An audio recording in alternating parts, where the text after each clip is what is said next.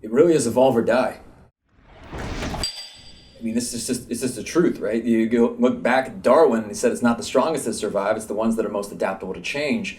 And you look back over the last year or so, and there's been a lot of change. And specifically, when you think about it from a business standpoint, as the market needs change, as consumer expectations change, if you hold your ground and say, you know what, like, our clients now, they're engaging with brands that have amazing customer service and client experience, that can provide services on demand, that they don't even have to leave their home anymore because they can do things like e-sign and so on, and we're just going to ignore all those things. Well, it's going to be very difficult to not only survive, but to even be competitive.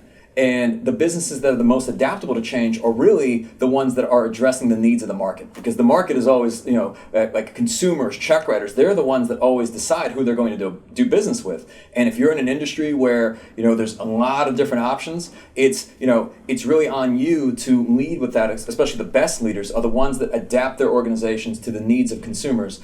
And, I'll give another example. Let's say the legal industry in particular, let's say you're a personal injury lawyer.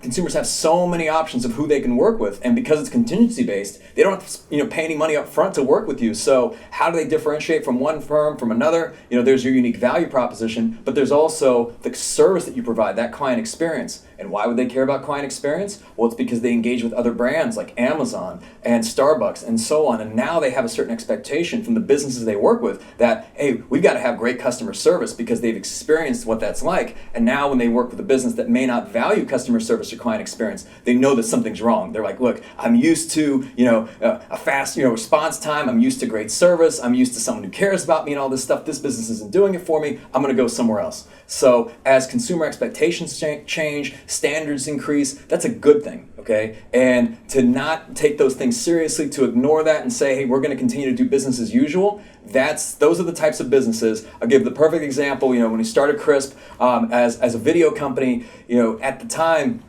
I felt everything was going digital. And when you look at a video crew or a video set, it was these huge crews. They were filming on film.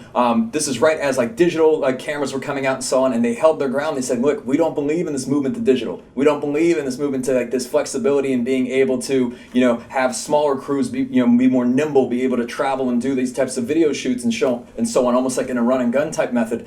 And those that carried that mindset are out of business today. Because what digital represented was a way to be able to not only innovate, but there were so many advantages on the post-production side and so on, and also with speed and cost effectiveness, and introduced new players to the market, and it lowered the barrier to entry as well. So it created a lot of innovation. Anytime, I think as a leader, you always have to look at, almost to an extent, I think the best leaders live in the future.